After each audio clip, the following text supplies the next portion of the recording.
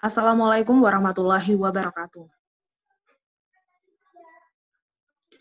Alhamdulillah pada sore hari ini kita bisa berkumpul di sini. Perkenalkan, nama saya Titin Stiani sebagai pembawa acara pada sore hari ini. Selamat datang kepada seluruh peserta webinar yang pada sore hari ini akan membahas mengenai siap fisik dan mental bagi calon ibu.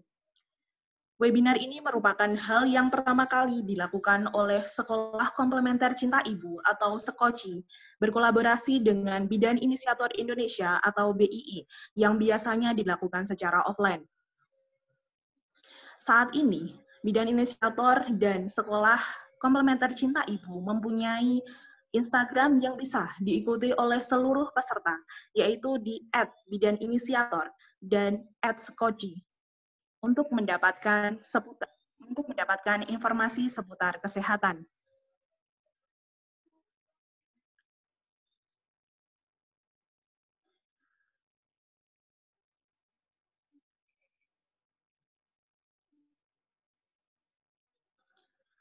Di sini saya akan membacakan peraturan pada sore hari ini untuk peserta.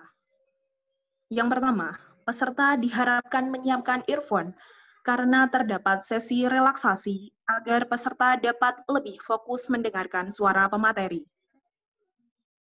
Dan yang kedua adalah e-sertifikat hanya akan didapatkan oleh peserta yang mengisi form pendaftaran.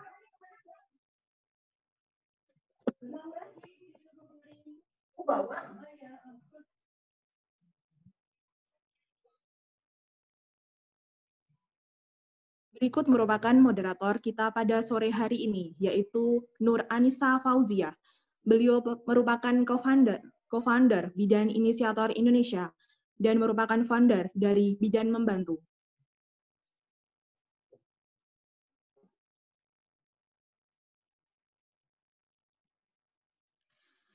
Yang selanjutnya, acara akan saya serahkan kepada moderator, kepada Mbak Anissa, dipersilahkan.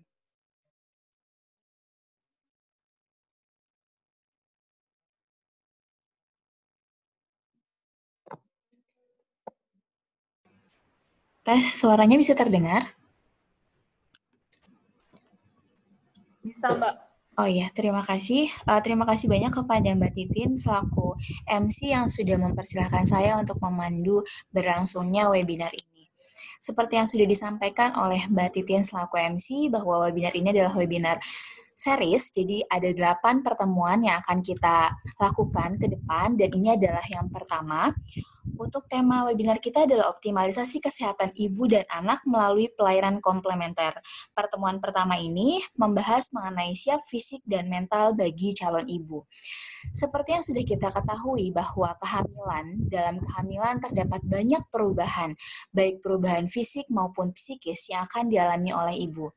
Adaptasi yang dilakukan oleh ibu itu memerlukan persiapan-persiapan, diantaranya persiapan fisik dan mental. Salah satu persiapan fisik diantaranya adalah pemenuhan nutrisi bagi ibu hamil. Pemenuhan nutrisi yang baik akan sangat berpengaruh bagi pertumbuhan dan perkembangan janinnya, di mana outcome kehamilan akan baik, akan meningkatkan kualitas dari sumber daya manusia sehingga bisa melahirkan anak yang cerdas dan juga produktif di kemudian hari.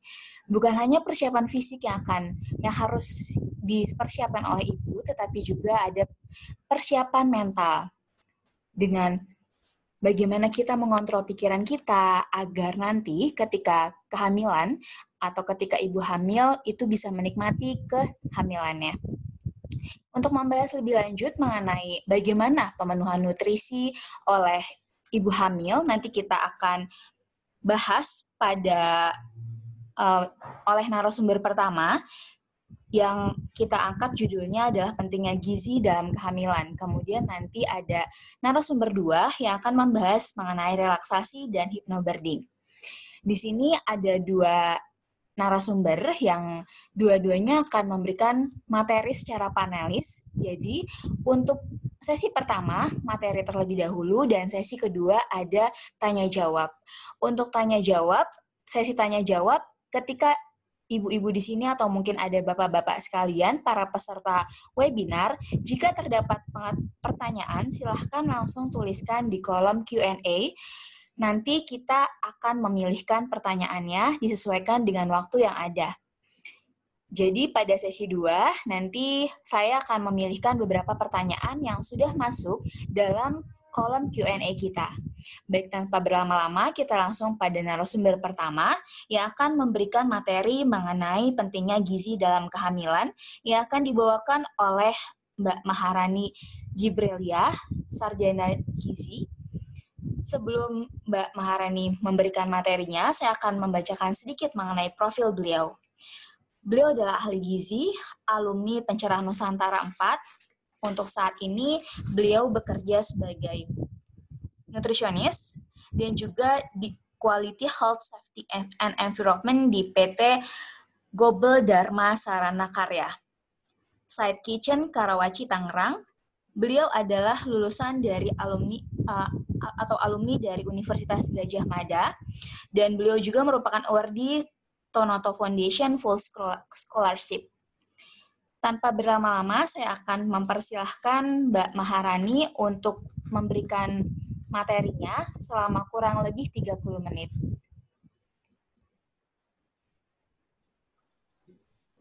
Oke, baik. Kedengaran Mbak ya suaranya? Halo? Kedengaran Mbak. Oke. Oke, baik. Assalamualaikum warahmatullahi wabarakatuh. Oke, saya di sini menyapanya dengan sapaan teman-teman aja kali ya, biar lebih dekat gitu. Oke, jadi di sini saya akan menyampaikan tentang pentingnya gizi dalam kehamilan. Lebih dominannya nanti akan mengarah kepada aplikasi pada menu makanan yang kita makan sehari-hari itu. Oke. Jadi yang akan kita bahas pada kesempatan kali ini ada beberapa poin. Yang pertama tentang mengapa gizi ibu hamil itu penting, kemudian zat gizi apa aja yang sebenarnya lebih penting lagi diperhatikan ketika posisi seorang wanita itu sedang hamil. Kemudian yang ketiga, kita akan lebih banyak nanti diskusi tentang aplikasi bahan makanan, menu yang bisa diterapkan untuk ibu hamil, dan tips untuk memilih makanan dan bahan makanan yang sesuai untuk memenuhi kebutuhan ibu hamil. Oke, bisa next. Oke. Jadi, mengapa sih gizi pada ibu hamil itu penting? Yang pertama, sebenarnya kualitas anak itu sebenarnya bukan dimulai ketika dia lahir, tapi dimulai ketika ibu itu sebelum hamil gitu. Jadi persiapan fisik seorang calon ibu itu lebih penting untuk menentukan kualitas anaknya nanti. Jadi sebenarnya kalau teman-teman pengen jadi pengen mendapatkan putra-putri yang berkualitas baik, sebenarnya persiapannya tuh dari sebelum hamil gitu. Sebelum menikah justru, jadi lebih baik lagi karena persiapan fisik ibu itu sangat penting. Yang perlu teman-teman perhatikan adalah yang pertama itu status gizi. Jadi status gizi seorang wanita itu sangat penting gitu.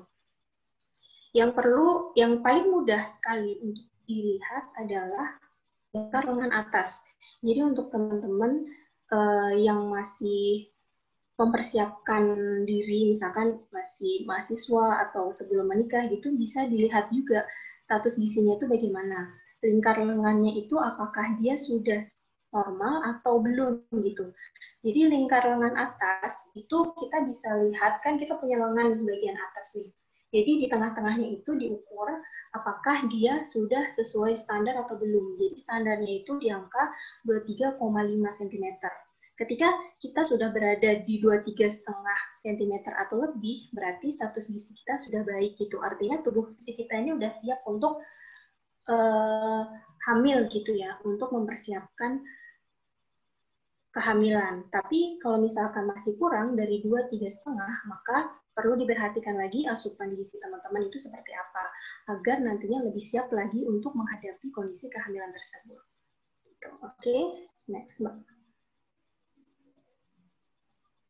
Oke, jadi berat badan calon ibu ini penting ya.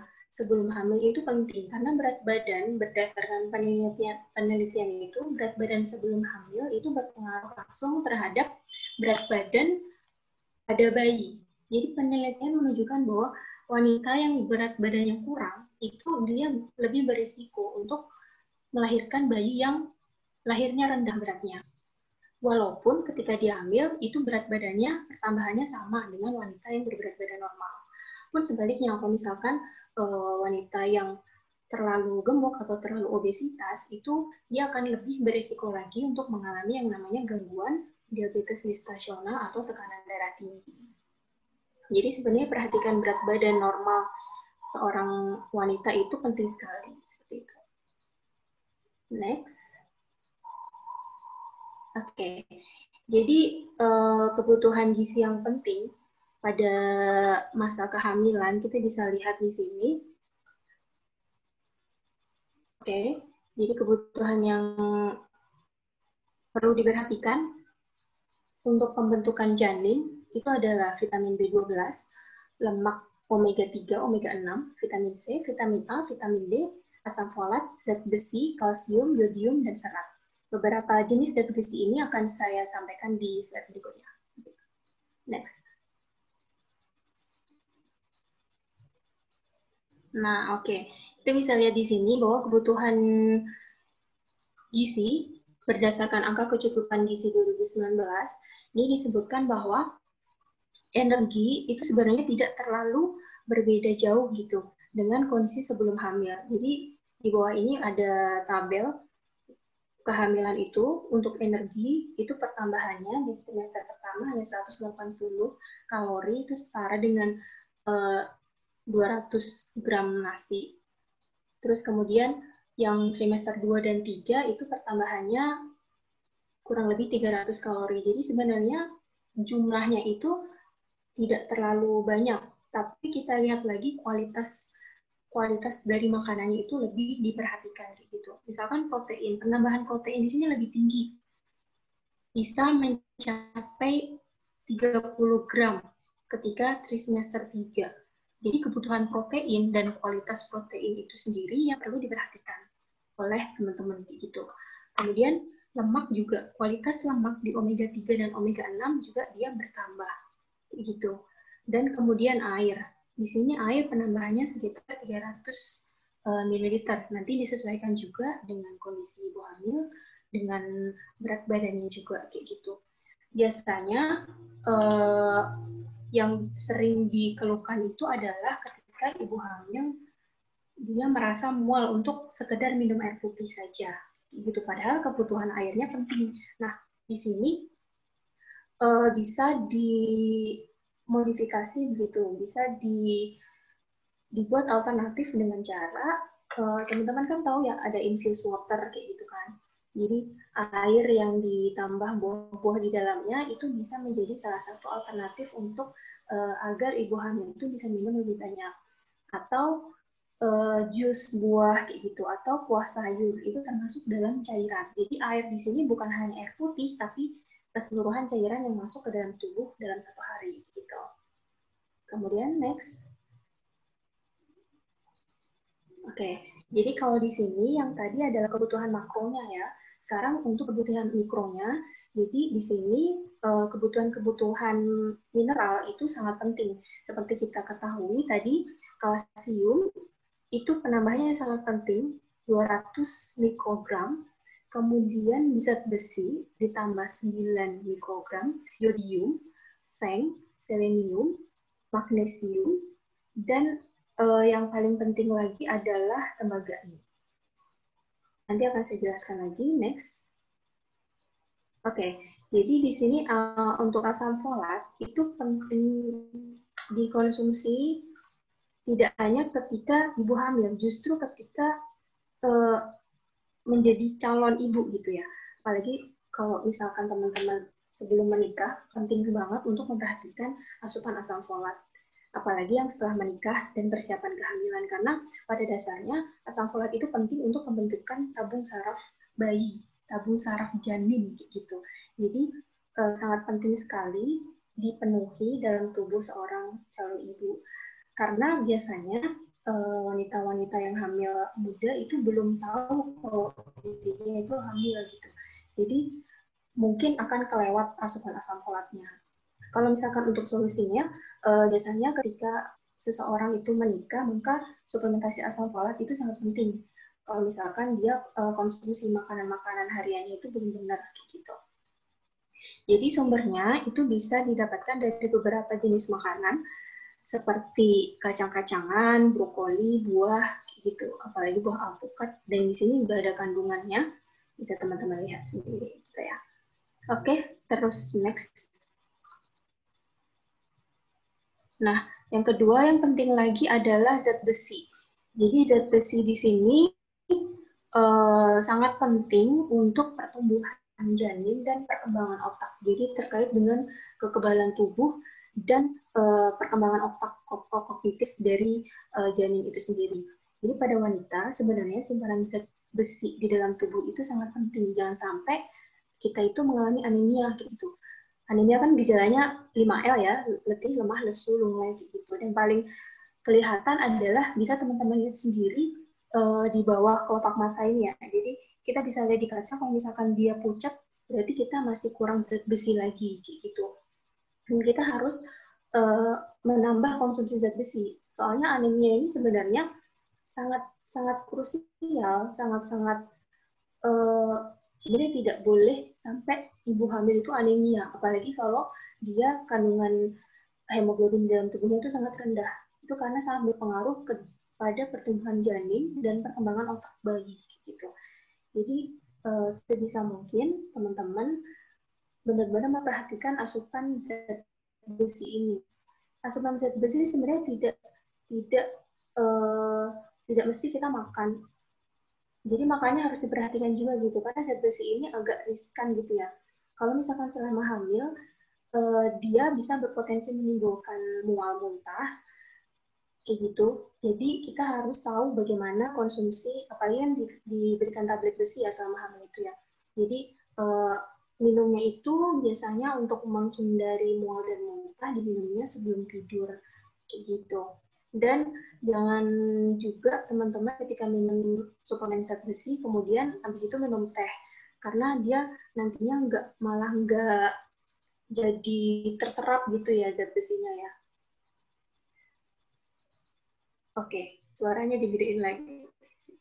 Next, oke. Ini kalsium. Kalsium penting juga karena kalsium ini dia berfungsi untuk pertumbuhan tulang dan gigi. Baik untuk janinnya kayak gitu. Nah, kebutuhan kalsium di sini sangat penting karena ketika kebutuhan kalsium harian ibu tidak terpenuhi, maka otomatis janin itu akan mengambil simpanan kalsium di tulang ibu. Nah, inilah yang nantinya berpotensi untuk mengakibatkan ibu itu mengalami osteoporosis nantinya di kemudian hari gitu. Makanya kebutuhan kalsium harus benar-benar dipenuhi selama hamil, daily gitu. Nggak boleh ibu itu kurang kalsium, karena nanti otomatis si janin akan ngambil kalsium dari tulang ibunya, gitu ya. Dan kemudian selain itu, untuk menjaga ibu dan bayi, kalsium juga penting untuk mengurangi resiko terjadinya preeklamsi ketika hamil, yaitu kondisi di mana adanya komplikasi yang ditandai dengan tekanan darah tinggi pada ibu, gitu. Ini beberapa sumber makanan yang bisa kita peroleh kalsium di dalamnya, seperti tahu, kemudian susu, keju, yogurt, gitu, dan kacang-kacangan juga. Terus perlu diingat juga bahwa sebenarnya kalsium itu juga bisa dipenuhi dari susu ya. Dari susu yang ada, kan sekarang banyak banget merek-merek susu, nanti bisa dikonsumsi. Tapi yang perlu diingat adalah teman-teman, sebenarnya kepadatan tulang itu dimulainya itu dari kita kecil sampai usia pra-remaja gitu. Jadi usia pubertas. Jadi itu kepadatan tulang dibentuk dengan sangat baik di situ, dan ketika kita sudah berada di angka 25 ke atas, itu nggak ada lagi simpanan kalsium. Jadi kalau misalkan orang tua minum-minum susu itu bukan untuk kepadatan tulang mereka, tapi untuk memenuhi kebutuhan kalsium harian saja. Jadi kalau misalkan mau memadatkan tulang, membentuk tulang dengan baik, itu dimulainya memang dari bayi sampai usia-usia remaja, kayak gitu ya, minum susunya ya. Bukan ketika kita dewasa terus minum susu banyak-banyak, itu salah. Jadi kalau misalkan minum susu untuk mendapatkan kalsium yang baik, ya ketika masih kecil gitu. Jadi ketika dewasa dan ketika ibu hamil, itu kebutuhannya untuk daily. Jadi bukan untuk memadatkan tulang, tapi untuk memenuhi kebutuhan kalsium harian gitu ya. Oke, next. Nah, kemudian yang perlu diketahui juga, konsumsi vitamin seperti vitamin A, ini penting diketahui untuk ketika kita minum suplemen. Jadi teman-teman, kalau misalkan jarang sebenarnya ditemui bahwa orang itu akan overdosis beberapa zat gizi ketika dia makan makanan. Tapi ada yang ditemui bahwa orang itu overdosis karena minum suplemen, gitu ya. Jadi perlu diperhatikan ketika hamil, konsumsi suplemen itu agar disesuaikan gitu dan dikomunikasikan dengan tenaga medis. Jangan istilahnya jangan beli suplemen sendiri terus dimakan-makan sendiri gitu, takutnya kelebihan.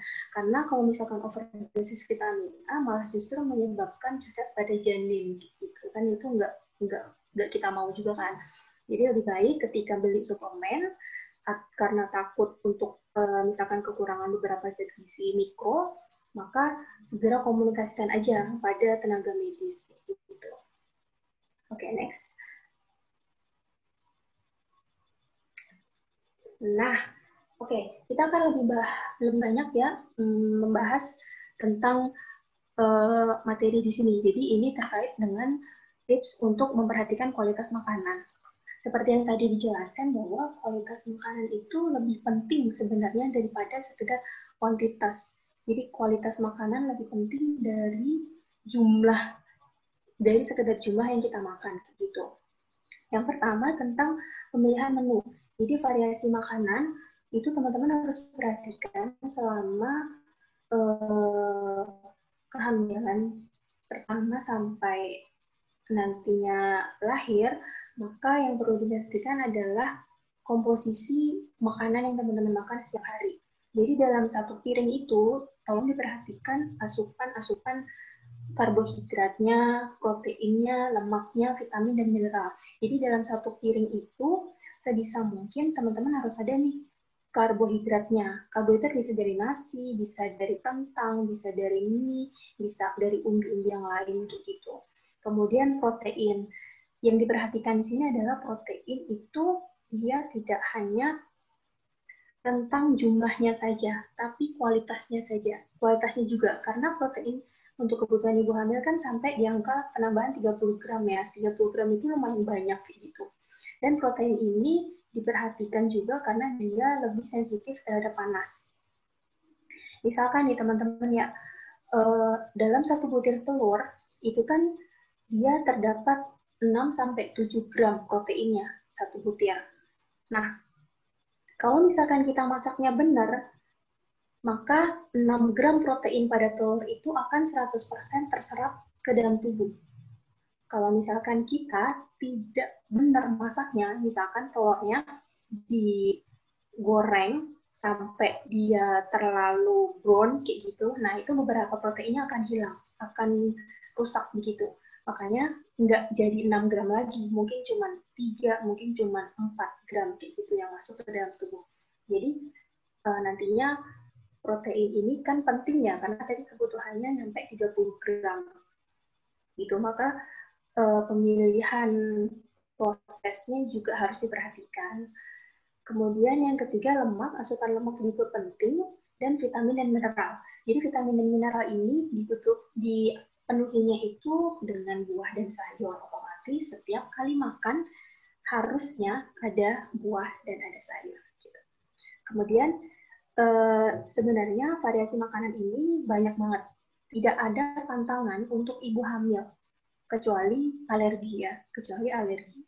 Jadi misalkan ada tetangga bilang, oh ini ibu hamil ini nggak boleh makan ikan gitu, atau ibu hamil ini nggak boleh makan jenis kerang apa gitu. Nah, itu sebenarnya nggak ada itu di teori bahwa ada larangan ibu hamil konsumsi jenis makanan tertentu. Itu tidak ada. Jadi bebas sebenarnya ibu hamil itu mau makan apa itu bebas. Yang penting dia tidak alergi saja. Jadi variasinya harus lebih banyak lagi. Sebab satu jenis makanan itu tidak bisa memenuhi memenuhi kebutuhan gizi kita dalam satu hari itu nggak bisa cuma satu jenis. Jadi kita harus makan yang bervariasi dan beraneka ragam gitu. Kemudian untuk pemilihan bahan makanan di sini perlu diperhatikan juga kesegaran, kemudian kualitas bahan makanan dan penyimpanan bahan makanan. Jadi sebenarnya kesegaran ini lebih kepada lebih baik kita makan makanan yang real food gitu. Real food itu ya makan beneran gitu, bukan makanan olahan. Kayak misalkan makanan kaleng gitu. Atau misalkan makanan-makanan yang diolah kayak keripik-keripik gitu, yang dikemas-kemas gitu. Itu kalau bisa sih dikurangin aja. Bukan dihindari, tapi dikurangin. Jadi lebih baik makan yang real food, yang bener-bener kayak makanan segar gitu, buah sayur segar gitu. Itu lebih terjaga kandungan gizinya. Terus kemudian yang kedua, pilih bahan makanan yang segar dengan ciri-ciri misalkan kita milih ikan nih, pilih yang segar kayak gitu ya. Kan misalkan milih ikan yang segar itu kan tandanya bisa kita lihat langsung ya. Pertama mungkin dari aroma masih segar, kemudian yang paling kelihatan itu adalah mata. Jadi di mata ikan itu dia masih cembung, nggak cekung gitu, dan warnanya masih bening. Kalau misalkan ikannya udah mati 2-3 hari, biasanya kalau penyimpanannya nggak benar, dia matanya akan berubah jadi merah. Nah, kemudian misalkan lagi kita milih telur. Dan pilih telur itu telur yang segar ya. Jadi telur yang segar itu bisa kita lihat yang paling gampang sih sebenarnya dimasukin ke air. Kalau misalkan telur itu mengapung, berarti dia udah lama, udah nggak bagus lagi kualitasnya. Kalau misalkan dia tenggelam, berarti telurnya masih bagus. Kalau misalkan kita lagi nyoplok telur nih, terus kemudian kelihatan bahwa putihnya itu lebih cair, nah dia berarti telurnya udah kualitasnya udah berkurang. Gitu, itu menandakan telur yang udah lama gitu, yang kalau misalkan putihnya udah cair itu berarti udah lama banget. Kalau misalkan putihnya masih nempel di kuningnya kayak kental-kental gitu, nah itu berarti telurnya masih bagus gitu. Jadi perhatikan juga milih bahan makanan yang segar itu seperti apa. Nah, kemudian penyimpanan bahan makanan juga perlu diperhatikan. Apalagi kan sekarang lagi pandemi begini ya, jadi mungkin beberapa ibu membatasi untuk keluar rumah yang tidak penting gitu. Dan akhirnya kan menyetok beberapa bahan makanan. Jadi dipilih saja metode-metodenya yang baik. Jadi penyimpanan di dalam kulkas itu juga yang rapi gitu. Misalkan dipisahkan, dibersihkan dulu, kemudian dipisahkan. Dan kemudian diatur yang rapi di dalam kulkas. Nah, saya akan sedikit sharing juga tentang cara menyimpan protein yang baik seperti daging sapi, dan daging ayam, dan ikan gitu. Jadi sebenarnya yang paling bagus itu ketika kita menyimpan daging, misalkan di daging sapi ya, kita sesuaikan kebutuhan. Jadi di pack sesuai kebutuhan. Misalkan kita per kali makan itu 1 kilo, jadi pack lah daging sapi itu dalam 1 kiloan. Kemudian masukkan ke dalam freezer dan atur dengan baik gitu. Jadi ketika kita masak, ambil aja satu yang kita butuhkan, baru nanti sebelum dimasak kita harus melakukan yang namanya thawing dulu. Jadi thawing itu untuk salah satu tujuannya untuk menjaga kualitas protein dari daging. Caranya adalah, kan kita udah ambil tuh 1 kilo daging ya yang sudah ada di plastik. Jadi plastiknya jangan dibuka dulu, masih ditutup rapat begitu, baru kita rendam ke dalam air suhu biasa kayak gitu. Lebih bagus lagi airnya mengalir. Tunggu sebentar, kira-kira 2-3 jam.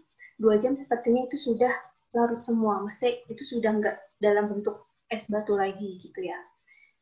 Kemudian baru kita buka plastiknya dan mulai untuk memasak. Jadi jangan sampai daging itu bersentuhan langsung dengan air, karena itu akan menyebabkan perkembangan bakteri yang tidak terkendali gitu. Maksudnya dagingnya kualitasnya jadi lebih jelek lagi. Oke. Terus kemudian yang ketiga tentang metode pengolahan. Jadi cara masak yang benar ya. Tadi sudah cara simpan, nah cara pengolahan yang benar untuk mempertahankan nilai gizi ini sangat penting teman-teman ya. Jadi metode paling bagus untuk memasak itu adalah dikukus. Karena ketika dikukus itu zat gizi yang rawan panas, maksudnya rawan rusak ketika pemanasan itu tidak terlalu rusak gitu. Misalkan kan kalau misalkan kita dikukus itu suhu di dalam yang kena makanan itu nggak nyampe 100 ya, karena kan uapnya saja yang kena ke makanan. Jadi zat-zat gizi penting, protein, apalagi vitamin, mineral itu masih terjaga di sana. Jadi lebih baik untuk ibu-ibu makanannya itu diolahnya dengan cara dikukus, lebih banyak dikukus, itu lebih sehat. Kemudian metode terbaik yang kedua adalah direbus biasa gitu. Kemudian yang ketiga di grill. Di grill tuh kayak macam ditaruh di atas teflon gitu ya, dengan minyak sedikit gitu. Di grill atau tumisan-tumisan itu bagus. Kemudian selanjutnya dibakar, dipanggang, dan paling jelek metode memasak itu adalah digoreng. Padahal kita mah suka gorengan ya. Jadi kalau bisa, dan harus bisa sebenarnya, metode memasak digoreng itu dikurangin gitu ya. Lebih banyak nanti tumis-tumisan gitu, terus dikukus, direbus, dipanggang gitu aja. Jadi untuk gorengan selain karena vitamin mineralnya bisa rusak, pun asupan lemak trans kita jadi lebih banyak gitu ketika digoreng. Jadi dikurangin aja gitu ya. Oke. Terus kemudian untuk cara padupadan makanan agar nutrisi bisa terserap maksimal, sebenarnya beberapa makanan itu mengandung zat-zat gizi yang dia bisa saling mendukung penyerapannya dan atau sebaliknya saling berlawanan gitu. Misalkan kita habis konsumsi daging merah, berarti kan kita perlu di sana protein dan zat besinya ya. Dan ketika sudah selesai makan daging merah, maka kita jangan minumnya teh atau kopi gitu. Karena sama aja, nanti di dalam tubuh juga dia nggak terserap maksimal gitu. Karena zat besi dengan tanin itu dia berlawanan di dalam tubuh. Jadi, tanin dan fitat ya. Jadi kita harusnya mengonsumsinya, misalkan udah konsumsi daging merah, protein, dan kita harus barengi juga dengan konsumsi vitamin C gitu, karena dia saling mendukung penyerapannya gitu ya teman-teman. Maaf Mbak Rani, untuk penyampaian kira-kira 5 menit lagi udah habis ya, waktunya. Ini udah selesai, Pak. Oh iya, udah. Maaf motong. Oke, nggak apa-apa. Gitu teman-teman ya. Jadi perhatikan asupan makanan kita dan kualitas makanan yang kita konsumsi gitu, terutama untuk ibu dan calon ibu sebagai persiapan untuk mempersiapkan kelahiran buah hatinya ke depan agar berkualitas. Oke Mbak, terima kasih. Semoga bermanfaat. Ya, terima kasih banyak kepada pemateri pertama kita, Mbak Rani, dengan nama lengkap Maharani Zibril ya, Sarjana Gizi. Makasih banget ya Mbak, materinya bagus banget. Jadi kita bisa tahu metode apa sih yang harus digunain untuk ketika memasak, kemudian persiapan itu ternyata bukan hanya ketika hamil, tapi dari sebelum hamil, bahkan sebelum menikah itu sebaiknya sudah dipersiapkan. Kemudian untuk selanjutnya saya akan melanjutkan pada pemateri kedua. Saya ingatkan kembali untuk para peserta yang ingin bertanya, silahkan tuliskan pertanyaannya di kolom Q&A. Nanti pada sesi kedua atau pada sesi tanya-jawab, saya akan memilihkan beberapa pertanyaan yang akan diajukan kepada narasumber.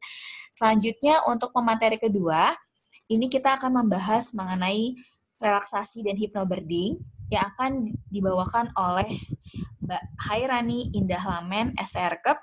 Beliau adalah founder dari Ruang KIA, kemudian founder juga dari Bidan Inisiator Nusa Tenggara Timur, dan beliau adalah praktisi dari hypnobirthing. Beliau lulusan dari Poltekkes Kupang dan juga melanjutkan pendidikan di Poltekkes Yogyakarta. Tanpa berlama-lama, saya persilahkan kepada Mbak Hairani Indah Lamen, STRKEP, untuk menyampaikan materinya kurang lebih selama 30 menit. Untuk para peserta dianjurkan untuk menggunakan earphone karena nanti ada musik relaksasi dan sedikit ada praktis dari hypnobirthing itu sendiri atau relaksasi oleh pemateri kita. Kepada Mbak Anil dipersilahkan.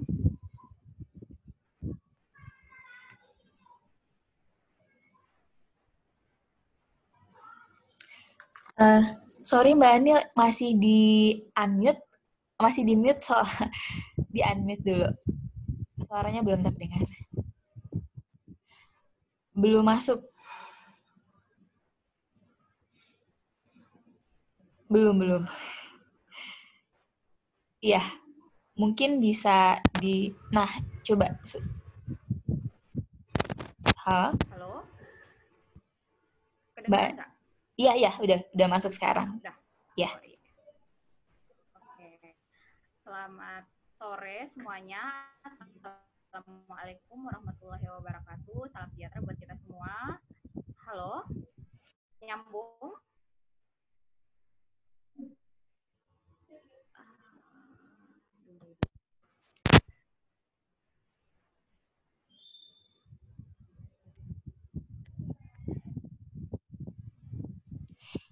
Sepertinya masih mute.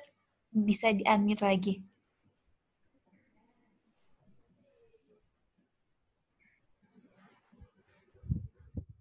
Belum ada suaranya.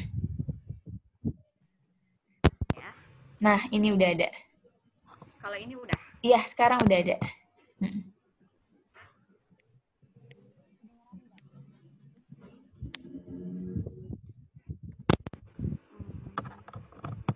Halo Mbak, kedengeran yang kalau kedengeran. ini? Iya, sekarang udah bisa.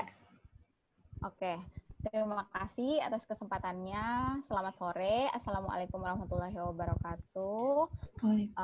Di sini saya panggil teman-teman atau Bapak Ibu sekalian. Jadi hari ini saya diberi kesempatan untuk membawakan materi mengenai relaksasi dan hypnobirthing.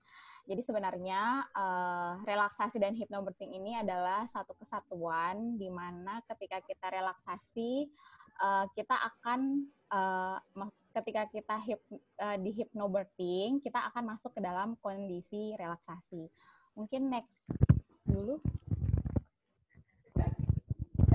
Nah, sebelum kita memulai masuk ke gimana sih relaksasi dan hypnobirthing itu, mungkin kita pelajari dulu ya materi apa sih hypnobirthing itu.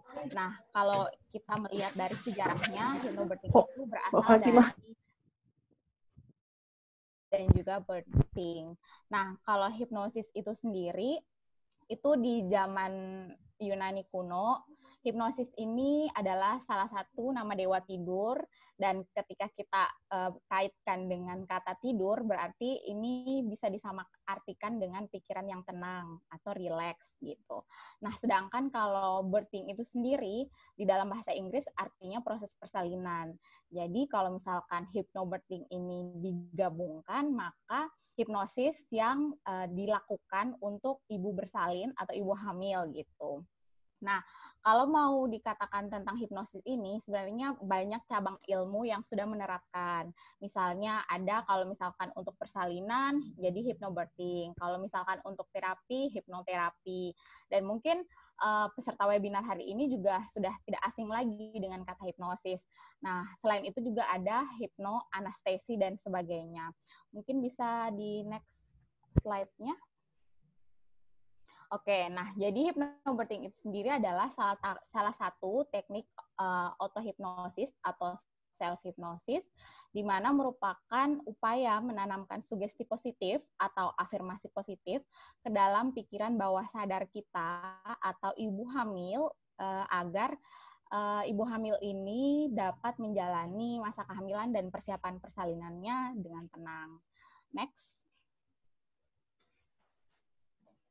Nah, karena hypnobirthing ini adalah proses yang diharapkan agar ibu hamil ini menjalani kehamilannya dengan tenang dan nyaman, dipercaya bahwa setiap perempuan di dunia ini ya, setiap perempuan itu sebenarnya untuk menjalani proses persalinan itu bisa secara alami dan juga nyaman. Nah, di sini saya sengaja nih ngambil salah satu ilustrasi yang menarik. Ilustrasi ini saya ambil dari postingan Ibu Lani Kuswandi, yaitu seorang promotor hypnobirthing di Indonesia. Nah, beberapa waktu lalu beliau memposting ini nih, salah satu ilustrasinya, yaitu kalau misalkan kita melihat, ini seperti seseorang yang sedang merajut ya. Jadi hypnobirthing ini salah satu hal yang mendukung di mana calon ibu atau orang tua bisa merajut kasih sayang, merajut karakter anak itu sejak di dalam kandungan. Luar biasa ya. Jadi ketika kita sudah diberi kesempatan atau amanah dengan adanya janin atau bayi yang kita kandung, maka disitulah proses awal kita mulai merajut kasih sayang sejak dari dalam kandungan. Next.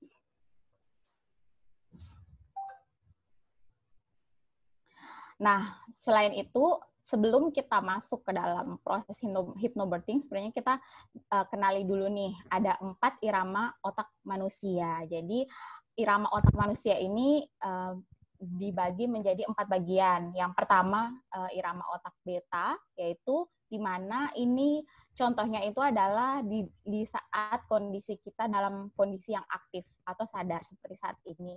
Jadi ketika kita beraktivitas, berarti irama otak kita berada di dalam kondisi beta.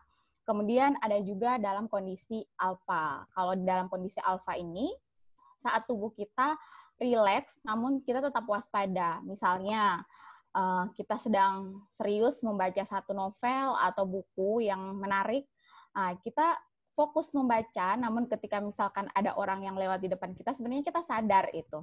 Nah, ini merupakan salah satu contoh dari irama otak alfa. Kemudian ada irama otak theta, ini di mana kondisi hipnosis. Jadi biasanya kalau misalkan di hipnosis, sebenarnya kita masuk ke dalam irama otak theta. Jadi selain itu juga kayak kita tidur dengan mimpi, itu salah satu contoh dari irama otak theta. Kemudian ada irama otak delta. Ini merupakan kalau kita biasanya itu kalau kecapean, biasanya kalau kita tidur tanpa mimpi dan terlelap sekali, ini merupakan contoh dari irama otak delta. Jadi benar-benar terlelap tanpa mimpi gitu. Selanjutnya. Nah, sekarang kita bisa melihat dulu nih manfaat apa sih hypnobirthing itu gitu. Mungkin kalau misalkan bidan tenaga medis mungkin tidak asing lagi gitu. Tapi kalau misalkan ada masih banyak orang yang belum paham, kebanyakan tuh hipnosis itu tuh masih dimaknai dengan konotasi yang negatif, kayak misalnya hipnotis, karena kita saat ini juga ketika kita nonton di media gitu kan banyak yang hipnotis yang akhirnya lupa diri dan sebagainya. Sebenarnya kalau di hypnobirthing itu tidak seperti itu gitu. Yang seperti tadi saya jelaskan bahwa kita masuk ke dalam irama otak theta. Nah, ini bisa kita lihat manfaat hypnobirthing. Sebenarnya manfaat hypnobirthing itu sendiri itu bisa dari trimester 1.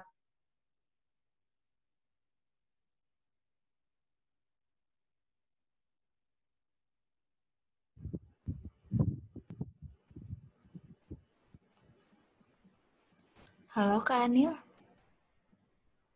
1 sampai trimester 3. Namun di sini saya merangkumnya jadi beberapa poin. Jadi ketika insya Allah ada kehamilan trimester 1. Jadi sebenarnya hypnobirthing ini bisa sekali untuk membantu ibu hamil dengan mual muntah yang berlebihan gitu. Karena apa? Karena di hypnobirthing itu sebenarnya kita sedang mereprogramming. Jadi kita men-setting mindset kita untuk mulai nih membuat penerimaan diri, kemudian men-setting mindset kita untuk kehamilan saya nyaman, kehamilan saya lancar, dan sebagainya. Kemudian di masyarakat, maksudnya kalau saya alami ini, kalau misalkan ibu-ibu hamil yang di daerah Jawa mungkin ya, kalau di daerah Jawa mungkin sudah familiar sekali dengan hypnobirthing, sehingga mereka sudah punya awareness buat mencari tahu di awal kehamilan. Namun kalau yang saya alami itu kebanyakan yang mau untuk mempraktekkan atau mau belajar hypnobirthing itu malah di trimester 3. Padahal di trimester 1 ketika masih mual, muntah berlebihan itu bisa banget untuk latihan hypnobirthing ini gitu. Selanjutnya membantu janin terlepas dari lilitan tali pusat, letak lintang, letak sungsang. Ini beberapa kali saya mendapatkan klien dengan keluhan seperti ini, dan alhamdulillah ketika selesai melakukan latihan hypnobirthing, terus setiap hari saya ingatkan untuk selalu komunikasi dengan janin, alhamdulillah ketika di USG berikutnya ternyata sudah di posisi yang optimal gitu. Karena sebenarnya hypnobirthing ini adalah juga kita terapkan bagaimana kita berkomunikasi dengan diri sendiri dan juga kepada janin kita gitu. Selanjutnya, membantu kondisi ibu hamil menjadi lebih tenang dan nyaman. Ya, hampir sama dengan di poin 1 ya. Next. Next, Mbak. Oke, nah berikutnya melatih relaksasi untuk mengurangi kecemasan dan kekhawatiran ibu hamil menjelang persalinan. Jadi biasanya nih ibu-ibu hamil menjelang persalinan, atau mungkin di sini ada bapak-bapak yang juga menjadi saksi hidup perjalanan kehamilan istri. Nah, itu biasanya itu menjelang persalinan itu ada kekhawatiran sendiri, kekhawatiran di ibu hamilnya dan juga pasangannya gitu. Nah, kekhawatiran ini bisa diuraikan dengan latihan hypnobirthing. Mbak, mungkin slide-nya di manfaat hypnobirthing yang tadi belum selesai, Mbak. Nah, kemudian ada juga membantu ibu hamil untuk mengontrol rasa sakit saat kontraksi persalinan. Biasanya kita semua atau ibu-ibu hamil itu sudah terdistraksi dengan pengalaman orang lain. Padahal sebenarnya pengalaman melahirkan kehamilan itu setiap orang akan berbeda-beda, tergantung bagaimana kita menyikapinya gitu. Karena kalau saya pernah mendengar ada satu sharing ilmu dari psikolog, katanya gini, setiap stimulus yang masuk sebenarnya itu netral. Nah, dia menjadi negatif atau positif itu tergantung kitanya gitu. Nah, di sini kebanyakan pengalaman ibu hamil yang dialami adalah mereka sudah terdistraksi duluan dengan pengalaman orang lain gitu. Misalnya tetangganya menceritakan pengalamannya yang kalau melahirkan itu sakit banget sampai suaminya dicakar-cakar dan segala macam gitu. Nah, padahal bisa sekali ibu ini mengontrol dirinya ya dengan membuat kontrol diri sendiri lewat hypnobirthing ini, bisa banget dilatihkan gitu. Kemudian meningkatkan kadar hormon endorfin dalam tubuh untuk menghilangkan bahkan mengurangi nyeri persalinan. Kok bisa? Bisa sekali. Karena sudah ada banyak penelitian yang membuktikan bahwa dari hypnobirthing ini bisa memberikan atau mengurangi nyeri persalinan gitu. Bahkan membuat proses persalinannya itu lebih cepat gitu. Next, Mbak.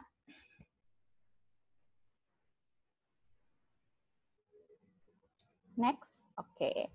Nah, persiapan latihan relaksasi hypnobirthing.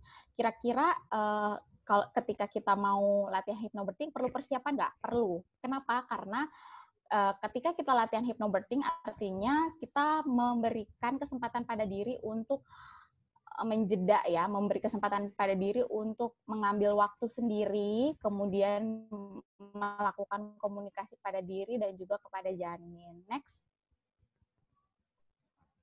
Nah, ini yang perlu dipersiapkan ketika kita ingin melakukan latihan relaksasi hypnobirthing. Yang pertama, pilih waktu yang tepat. Jadi waktu yang tepat ini artinya ketika kita benar-benar memang sedang tidak sibuk dengan hal lain. Jadi ketika kita ingin melakukan hypnobirthing ya kita tinggalkan dulu aktivitas yang lain, dan juga atau mungkin kalau ibu-ibu ya, ibu-ibu di rumah biasanya harus bebas dulu nih dari urusan logistis rumah tangga gitu.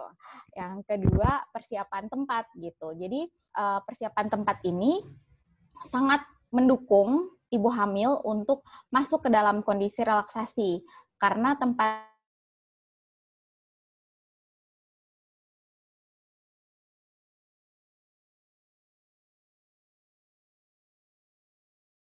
Nah, kemudian berikutnya, kenakan pakaian yang nyaman. Di sini artinya diharapkan agar ketika seorang ibu hamil yang masuk ke dalam kondisi relaksasi, beliau nyaman dan sampai selesai. Jadi sampai selesai latihannya tuh nyaman terus. Jadi baju yang dikenakan misalnya yang menyerap keringat. Kalau misalkan di rumah tidak ada pendingin ruangan, ya kita harus mengkondisikan agar pakaian kita bisa mendukung untuk latihan relaksasi tersebut. Kemudian aromaterapi. Aromaterapi ini mendukung dengan suasana gitu. Biasanya kalau aromaterapi kan wangi, jadi akan semakin tenang gitu ibu hamilnya ya. Selanjutnya, pastikan kandung kemih kosong. Biasanya ibu hamil, apalagi yang trimester 3 ya, itu sering banget ini keinginan untuk BAK-nya, buang air kecil atau pipis jadi ya. Jadi makanya sebelum kita latihan harus ibu hamil harus mengosongkan kandung kemih dulu. Biar apa? Biar pada saat proses latihannya ibu terus konsentrasi dari awal sampai akhir gitu. Jadi jangan sampai ketika kita udah lagi rileks banget tiba-tiba rasa ingin pipis itu jadi buyar semuanya gitu. Kemudian ambil posisi senyaman mungkin. Nah, ini posisi senyaman mungkin itu seperti apa sih? Gitu. Kalau saya biasanya sama klien-klien saya itu terserah ibu hamil maunya posisi seperti apa. Bisa dalam posisi yang baring, atau bisa duduk, atau bisa bersandar.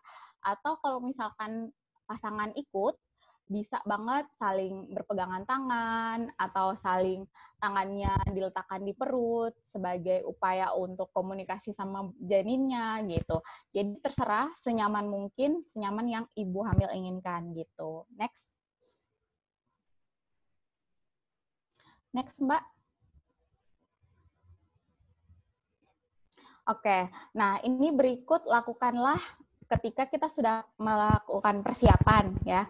Ketika kita sudah melakukan persiapan, kita mulai dengan melakukan relaksasi dengan nyaman dan memberikan afirmasi positif untuk diri sendiri dan juga untuk bayi.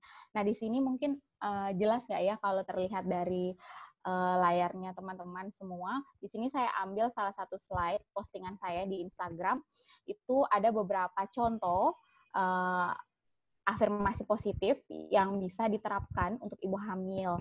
Misalnya, rahim saya kuat menopang bayi saya. Saya dapat melahirkan dengan nyaman, dengan sehat.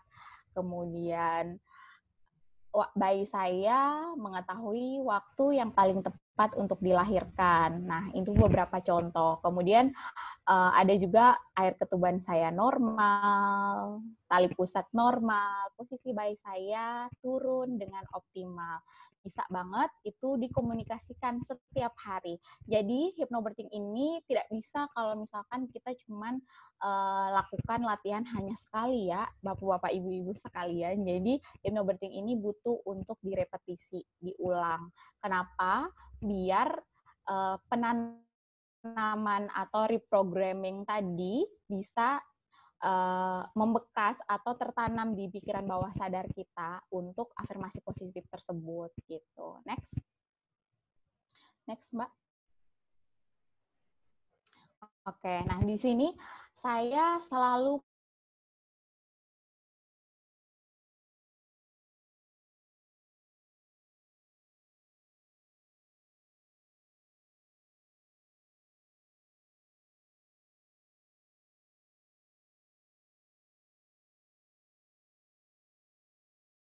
kan kalau ibu misalnya nih ngobrol sama ibu hamil, saya selalu bilang bahwa ibu dalam proses kehamilan dan juga persalinan ini, pemeran utama dari kehamilan dan persalinan ini adalah ibu sendiri. Jadi aktor utama dari skenario perjalanan kehamilan dan persalinan ini ibu hamil itu sendiri gitu. Ketika ibu hamil itu sendiri sudah percaya dengan potensi tubuhnya, percaya dengan kekuatannya, percaya dengan dirinya sendiri, maka ibu hamil ini bisa dengan mudah mempunyai self control. Jadi bisa mengontrol dirinya sendiri. Ibu hamil ini tidak akan terdistraksi dengan lingkungannya. Misalkan tetangga, pasangan yang khawatir, yang panikan, tetangga yang setiap hari nanya kapan lahiran, apa El udah dekat kok belum lahir-lahir gitu. Nah, itu perlu. Kalau misalkan ibu hamilnya udah punya self control yang baik, saya yakin dan percaya ibu hamilnya punya kekuatan sendiri untuk menyingkirkan distraksi-distraksi tersebut gitu. Karena saya beberapa kali kemarin punya klien yang seperti itu. Jadi awalnya itu sudah ditawarin nih sama medisnya kan, ditawarin karena agak lama menunggu. Gitu, ditawarin untuk induksi aja gitu. Ketika dia beliau itu konsul ke sendiri, Mbak ini aktor utama dan sebagainya dengan penjelasan yang seperti tadi. Dan akhirnya ketika sudah lahiran, saya tanya lagi kan, gimana Mbak jadi induksi gitu katanya. Katanya enggak Mbak, saya yakin sama diri saya sendiri, saya yakin saya aktor utamanya, dan akhirnya alhamdulillah bisa lahir dengan normal tanpa perlu dibantu dengan induksi gitu. Nah, sebisa itu gitu. Nah, kalau misalkan setiap ibu hamil punya awareness dan peduli terhadap diri sendiri sekuat itu, bisa dibayangkan banyak tenaga medis atau misalkan bidan, dokter, karena faktor utamanya itu adalah ibu hamilnya. Misalnya pasangan, keluarga, tenaga medis, bidan, dokter, perawat, itu kami semua di luar lingkungan ibu sendiri, itu hanyalah faktor pendukung. Kami hanya bisa membantu ketika memang ibu membutuhkan bantuan gitu. Jadi merasakan kontraksi, dari kontraksi yang masih cuman sekedar kontraksi sampai yang sudah intens di pembukaan 10 dan sebagainya, itu yang dialami adalah ibu hamil itu sendiri. Jadi bagaimana supaya ibu hamil itu harus meyakinkan diri sendiri bahwa saya bisa melahirkan dengan nyaman dan sebagainya. Oke, Mbak, next. Nah, ini mungkin slide terakhir ya. Jadi selamat dari penjelasan tadi, saya mau ucapkan selamat memberdayakan diri ibu-ibu hebat. Jadi kelas yang sudah ikut kelas hari ini, saya sarankan untuk mengikuti series yang lainnya. Karena apa? Ini akan berhubungan dari kehamilan, tumbuh kembang anak gitu. Nah, sekian. Next, Mbak. Nah, oke. Sekian dulu dari saya. Terima kasih untuk Mbak Anissa yang sudah memberikan kesempatan untuk saya. Ya, terima kembalikan kasih ke moderator. Terima kasih kepada Kak Anil yang sudah mempresentasikan atau memberikan ilmu kepada kita. Materinya bagus sekali ya Kak. Kalau misalkan memang semuanya itu kita harus riset pikiran kita untuk kekuatan utama ibu-ibu hamil itu ya ada di diri ibu sendiri. Nah, seperti yang sudah saya sampaikan tadi, sesi 2 kita mulai, yaitu sesi Q&A atau tanya jawab. Di sini saya sudah ada pertanyaan yang masuk, dan jika ibu-ibu ataupun para peserta sekalian semuanya yang mau mengajukan pertanyaan, silahkan masih boleh untuk menuliskan pertanyaannya di kolom Q&A yang tersedia. Untuk pertanyaan pertama diajukan kepada Mbak Rani. Jadi ini pertanyaannya dari Mbak Andriani Tamrin. Kira-kira bahan makanan apa yang harus dihindari oleh ibu hamil dengan hiperemesis gravidarum untuk mengurangi rasa mual muntahnya? Kemudian tips bahan makanan yang gizinya baik untuk memperbaiki gizi ibu hamil dengan hiperemesis gravidarum. Oke, jadi langsung dijawab aja ya Mbak ya? Iya. Oke. Kalau untuk tipsnya untuk mengurangi rasa mual dan muntah, apalagi ketika di awal-awal kehamilan, bisa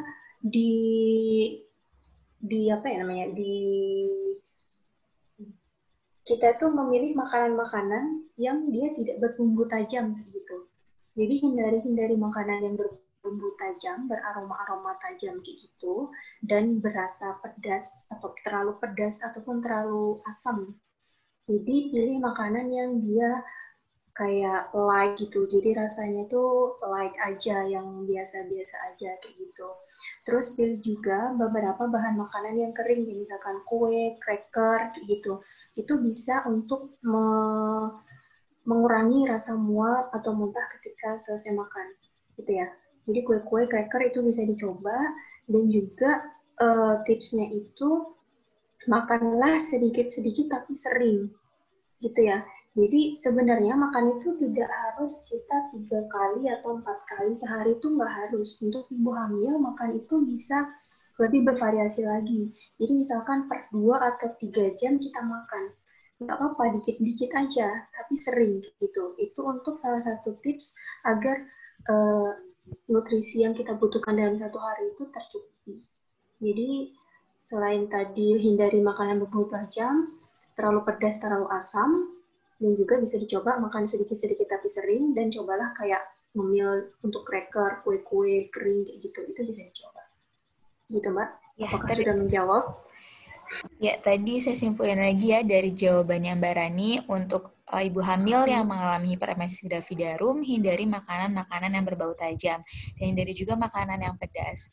Kemudian untuk durasi makannya juga itu nggak mesti saklek 3 kali sehari ataupun seperti apa, tapi boleh 2 jam sekali atau sedikit-sedikit tapi sering, untuk kita bisa mensiasati ibu hamil dengan hiperemesis gravidarum agar asupan nutrisinya terus terpenuhi. Kemudian dilanjut ya Mbak untuk pertanyaannya. Boleh. Masih ke Mbak Rani. Jadi untuk pertanyaan yang diajukan kepada narasumber 2 saya akan ajukan di akhir, karena mohon maaf untuk narasumber kedua karena di sana ada di NTT waktunya Wita udah masuk maghrib, sehingga izin untuk ibadah dulu. Jadi pertanyaannya yang sudah masuk saya ajukan untuk narasumber pertama terlebih dahulu. Kalau misalkan untuk makan untuk ibu hamil, apakah boleh untuk makan makanan sayur yang tidak dimasak? Biasanya kan kalau orang Sunda ada lalap gitu ya Kak ya. Nah itu seperti apa Kak? Kalau untuk ibu hamil, kalau saya menyarankan sih lebih baik untuk konsumsi makanan yang matang. Kalau misalkan lalapan, bisa dengan cara di braising dulu. Jadi ada sayuran, kan kita rebus air tuh. Nah, rebus air sampai mendidih. Kalau misalkan ada sayuran kayak lalapan model kol, terus kemudian daun-daun gitu, kita masukin aja ke dalam air mendidih itu. Kayak cuman 3-5 menit, habis itu diangkat. Nah, itu boleh. Jadi, untuk menghindari beberapa bakteri yang masih ada di sayur-sayur mentah gitu. Jadi, mending lebih baik untuk konsumsi makanan yang matang aja. Apalagi di saat pandemi seperti ini kan. Jadi, untuk lebih amannya menjaga ibu hamil itu lebih baik konsumsi makanan yang matang aja. Kalau misalkan mau yang lalapan gitu, bisa caranya di braising tadi. Jadi air mendidih, terus masukin sayur. Jadi air mendidih itu matiin dulu apinya ya. Terus masukin sayurnya, 3-5 menit aja, angkat. Nah, itu baru boleh dikonsumsi. Itu masih seger juga, dan kayak masih kriuk-kriuk kayak lalapan gitu. Baik Kak, terima kasih banyak untuk jawabannya. Dilanjut untuk pertanyaan ketiga dari Mbak Bunga Salsa Miranti. Tadi sudah disampaikan oleh Kak Rani kalau misalkan untuk metodenya itu kan paling bagus dikukus ya Kak ya. Nah, untuk menu makanan kukus yang cocok untuk ibu hamil itu contohnya seperti apa, dan penambahan rasanya untuk metode memasak dengan cara dikukus? Mungkin bisa dijelasin. Oke. Jadi bayangannya tuh pasti kalau kukus tuh warnanya putih gitu ya. Kayak makanan kukus tuh kayak cuma dikukus doang gitu. Sebenarnya jauh lebih luas dari itu ya. Kita tuh metode mengukus tuh kan yang paling baik. Tapi sebenarnya makanan kukusan itu jauh lebih luas. lagi gitu. Kalau misalkan kita mau explore lagi gitu jenis-jenis makanannya. Contohnya nih siomay. Siomay itu kan dikukus ya, tapi kita ada tambahan saus kacang di sana, itu boleh kayak gitu. Terus kemudian kayak macam pepes. Pepes itu kan dikukus juga. Jadi pepes tahu, pepes ikan, pepes ayam, itu boleh juga dan itu sehat. Terus kemudian steam ikan. Coba nanti bisa di browsing ya teman-teman, steam ikan atau steam ayam itu dia menurut saya tuh jauh lebih enak dan jauh lebih sehat daripada kayak ikan dabu-dabu, ikan yang digoreng terus dikasih sambal kayak gitu ya. Steam ikan itu lebih enak, jadi kita pakai ikan yang segar, kemudian ditaruh aja di atas dandang yang buat ngukus itu, di atasnya ditaruh irisan jahe, kemudian irisan daun bawang, kayak gitu. Dikukus aja biasa, nanti kalau udah selesai matang, baru kita taruh saus di atasnya, kayak saus tiram, atau saus Inggris, atau kecap asin, itu udah sensasi rasanya tuh udah dapet gitu, dan itu cukup sangat sehat menurut saya kayak gitu. Jadi kita bisa memvariasikan menu tuh banyak dari satu jenis metode masak kukus aja. Contohnya tadi kan udah siomay, pepes, kemudian steam ikan, mashed potato juga bisa dikukus, atau kue-kue kukus yang lain tuh sangat banyak jenisnya gitu, Mbak. Oh iya, jadi ini hanya metode untuk makanannya, tapi untuk bumbunya bisa divariasikan lagi ya, untuk bisa menambah Benar. dari rasanya itu sendiri. Dilanjutkan, ini sudah datang pemateri kedua kita. Saya akan seling ya pertanyaannya. Untuk selanjutnya saya ajukan pada Mbak Anil, pemateri kedua.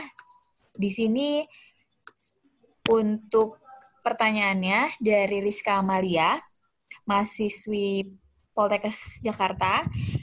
Izin bertanya, jadi ketika kita sedang tertidur dengan mimpi, apakah mimpi tersebut muncul dari pikiran alam bawah sadar kita? Kemudian bagaimana membuka pikiran alam bawah sadar dan mengatur ulang atau reprogramming pikiran negatif yang ada di diri sebagai untuk menggantinya dengan pemikiran yang positif. Seperti itu. Apakah cukup jelas, Kak Anil, pertanyaannya? Iya. Ya. Ini kedengaran nih? Iya, kedengaran. Oke. Jadi kalau yang tadi pertanyaannya adalah ketika kita mimpi berarti itu muncul dari pikiran bawah sadar kita, bisa jadi. Karena apa? Biasanya ya kalau misalkan nih kita lagi sebelum tidur kita lagi memikirkan sesuatu. Nah, pikiran itu akhirnya masuk kan ke dalam pikiran bawah sadar. Nah, kemudian ketika kita tidur, mimpinya tuh ke bawah sampai mimpi gitu kan. Nah, biasanya itu terjadi karena memang kita sedang memikirkan hal tersebut gitu. Nah, tadi gimana caranya supaya kita bisa menanamkan ke dalam pikiran bawah sadar agar kita bisa memperbaiki ya pertanyaannya tadi, agar bisa programming pikiran kita, pikiran yang negatif gitu. Ya caranya dengan melakukan hipnosis gitu. Kalau misalkan hipnosis itu dilakukan ke ibu hamil kan jadi hypnobirthing yang seperti yang tadi saya bilang ya. Kalau misalkan yang bukan hamil, apa namanya Kak? Ya namanya hipnoterapi gitu. Hipnoterapi itu kita bisa melakukan hipnosis buat diri sendiri. Jadi kayak kalau misalkan kalau misalkan di agama Islam tuh biasanya kayak muhasabah diri gitu loh. Jadi kayak kita melakukan muhasabah diri dengan apa? Dengan mengambil jeda buat diri kita sendiri, ngambil me time, ngambil tempat buat sendiri, kemudian kita ngomong sama diri sendiri, apa nih yang mau kita tanamkan ke dalam pikiran bawah sadar kita. Nah, biasanya kalau yang belum biasa, itu kalau yang belum biasa itu biasanya kurang bisa fokus gitu. Nah, sekarang itu banyak sekali di YouTube ya, di YouTube itu banyak sekali panduan untuk relaksasi hipnoterapi gitu. Nah, mungkin kalau misalkan mau untuk latihan dulu, untuk yang di awal bisa coba dengerin dulu panduan hipnoterapi yang ada di YouTube. Carilah sesuai dengan yang dialami gitu. Apa nih yang mau diperbaiki dari diri sendiri gitu. Bisa banget dicari dulu di YouTube, biasanya banyak itu. Nah, kalau saya sendiri biasanya kan karena ini saya kemarin itu belajarnya hypnobirthing kan untuk ibu hamil nih. Jadi saya bisa nih terapin ke diri saya sendiri dengan hipnoterapi tadi gitu. Dengan apa? Dengan ya kayak tadi mengambil jeda sendiri, kemudian ya cukup membuka musik misalnya biar kita rileks kan sebenarnya. Musik itu hanya mendukung supaya kita lebih mudah masuk ke dalam kondisi rileks. Sebenarnya nggak musik aja nih, bisa kalau misalkan ada yang ingin pakai murotal juga bisa. Kalau yang non-muslim bisa juga pakai alunan musik-musik rohani juga bisa gitu. Sebenarnya bisa diterapkan dengan apapun gitu yang bisa menstimulus kita masuk ke dalam kondisi relaksasi tadi gitu. Jadi kalau penerapan ke saya sendiri seperti itu. Jadi buka musik relaksasi, kemudian ngomong sama diri sendiri, oke, semakin saya memikirkan ini, saya mulai masuk ke dalam kondisi relaksasi. Saya semakin rileks ini mulai dari ujung kepala sampai ke ujung kaki. Nanti akan terbawa sendiri gitu. Jadi teman-teman sebelum saya mulai kelas ini tadi tuh sebenarnya hipnoterapi dulu nih biar kayak aduh deg-degan nggak ya kayak gitu. Jadi udah coba ke diri sendiri. Jadi kalau misalkan mau untuk mereprogramin pikiran bawah sadar bisa banget untuk menerapkan di diri sendiri gitu. Ya, terima kasih banget Kak Anil untuk jawabannya. Jadi memang dari diri kitanya dulu ya, mengajak kerjasama di diri kita sendiri kayak gitu. Yes. Dan dibantu dengan tambahan-tambahan musik atau murotal untuk membuat kita lebih cepat dalam kondisi relaksasi sehingga apa yang kita sampaikan ke dalam diri kita itu mudah terinternalisasi dan itu bakal masuk ke alam bawah sadar kita dan bisa men-shift dari yang mungkin awal kita khawatir kemudian kita coba untuk membuat diri kita lebih positif. Kemudian pertanyaan selanjutnya untuk Mbak Rani, tadi sempat dijelaskan juga bahwa ada beberapa zat gizi yang itu bekerjanya bertentangan, seperti contoh seperti zat besi yang dengan teh itu juga kerjanya bertentangan sehingga ketika kita konsumsi zat besi itu dihindari bersamaan konsumsinya dengan teh, kopi ataupun susu. Nah, ada lagi tidak untuk zat gizi apa saja yang itu kerjanya bertentangan sehingga tidak boleh dikonsumsi secara bersamaan? Oke, baik. Jadi beberapa mineral memang dia bertentangan gitu penyerapannya di dalam usus gitu dengan tadi zat yang terutama terkandung di teh seperti vitat dan kafein di kopi kayak gitu. Misalkan kalsium juga penyerapannya dengan zat besi itu bertentangan. Jadi kalau bisa, kalau pas minum zat besi minumnya air putih aja atau enggak jus jeruk, jangan minum susu kayak gitu ya. Dan beberapa jenis kayak misalkan vitamin A itu lebih penyerapannya lebih maksimal ketika kita juga dengan lemak kayak gitu, misalkan lemak baik itu bisa di minyak ikan kayak gitu ya, bisa dikonsumsi juga. Dan zat besi itu kan tadi bertentangannya dengan vitat ya, tapi dia didukung penyerapannya oleh vitamin C. Makanya tadi ketika kita habis minum suplemen zat besi lebih baik dibarengi juga dengan jus jeruk atau jus jambu gitu biar nyerapannya maksimal. Dan beberapa zat mineral itu biar lebih aman aja, misalkan kita konsumsi makanan atau suplemen lebih baik minumnya itu dengan air putih atau dengan infused water atau dengan jus gitu, jus buah. Jadi jangan dibarengi ataupun kopi gitu, karena kandungan vitat dan kafein di kopi itu biasanya dia bertentangan dengan beberapa mineral yang terkandung dalam makanan. Gitu, Mbak. Ya. Terima kasih Mbak Rani.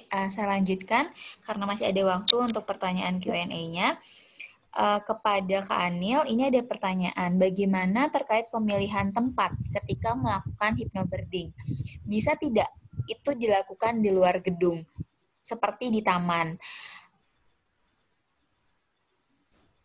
Mungkin itu bisa dijawab dulu Kak Anil. Nanti ada pertanyaan sedikit untuk kelanjutannya. Oke.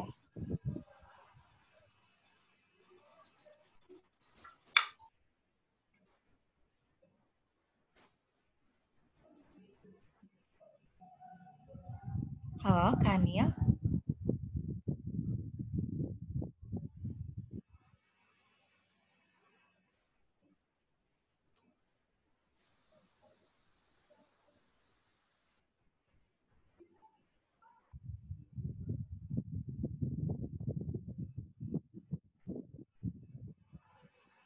Suaranya belum terdengar ya kalau di Nisa. Masih di unmute, boleh di... Masih mute? Iya benar. Ya, Sudah. ya sudah. Sudah ya. Kedengaran ya ini. Kedengaran. Jadi kalau pemilihan lingkungan sebenarnya itu bisa indoor maupun outdoor. Yang perlu diperhatikan adalah lingkungannya itu harus tenang dan nyaman. Kenapa? Karena ketika kita mulai hipnosis, ketika kita mulai melakukan hypnobirthing, itu yang kita butuhkan adalah kondisi rileks. Kalau kondisi rileks artinya kita harus tenang, nyaman, dan ibu tidak mudah terdistraksi. Karena biasanya ya kalau misalkan ada pemandunya nih, misalnya ada yang nemenin untuk menghipnobirthingkan ibu hamilnya nih. Biasanya itu akan ada sesi di mana si praktisinya itu membuat anchor atau apa ya, mengunci supaya ibunya ini hanya fokus mendengarkan suara praktisinya gitu. Jadi bisa kalau misalkan kita kan ada beberapa tipe learning channel sebenarnya. Itu biasanya kalau praktisi, kalau ketemu sama profesionalnya langsung, itu biasanya akan digali dulu nih kebutuhan ibu hamilnya apa, terus learning channelnya apa. Jadi learning channelnya setiap manusia itu ada tiga kategori dipelajari. Yang pertama itu tipe visual. Kalau visual kan senang tuh kalau misalkan lebih mudah ketika kita membawa dalam, misalnya nih membayangkan kondisi, misalnya membayangkan pemandangan pantai yang indah dan sebagainya. Nah ini tipe yang ketika cuman membayangkan aja tuh udah rileks banget gitu. Nah ini tipe yang visual.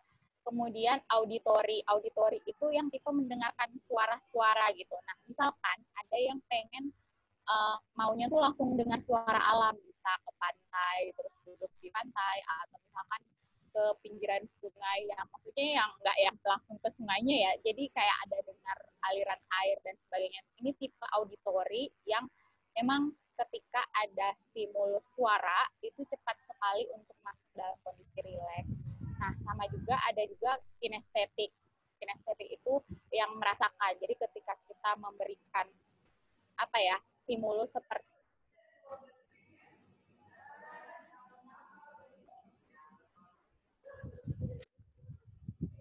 kita masuk ke dalam suasana relaksasi. Nah, untuk itu kalau misalkan ada nih yang mau misalkan pengennya di luar gitu, kenali dulu tipe learning channelmu apa gitu. Apakah kamu tipe yang oke, pengennya tuh ngedengerin langsung suara alam, nggak pakai musik, tapi denger-dengernya langsung deburan ombak misalnya, itu bisa banget tuh gitu. Tergantung bagaimana kita merasa nyamannya. Itu Mbak. Wah, luar biasa jawabannya. Jadi tidak masalah ya untuk indoor ataupun outdoor. Dan mungkin pertama kita mengenali diri dulu bagaimana kita bisa lebih rileks dalam kondisi seperti apa. Dilanjut ya untuk Kak Anil, pertanyaannya yang tadi, apakah ada perbedaan ketika kita melakukan hypnobirthing di trimester pertama, kemudian di trimester kedua dan trimester ketiga, apakah memiliki tantangannya tersendiri?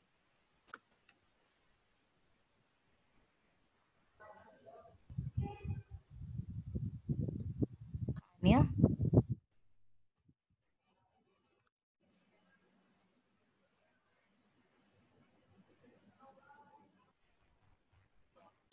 Maaf ya, mungkin jaringan. Iya, nggak apa-apa. Iya, sekarang kedengeran.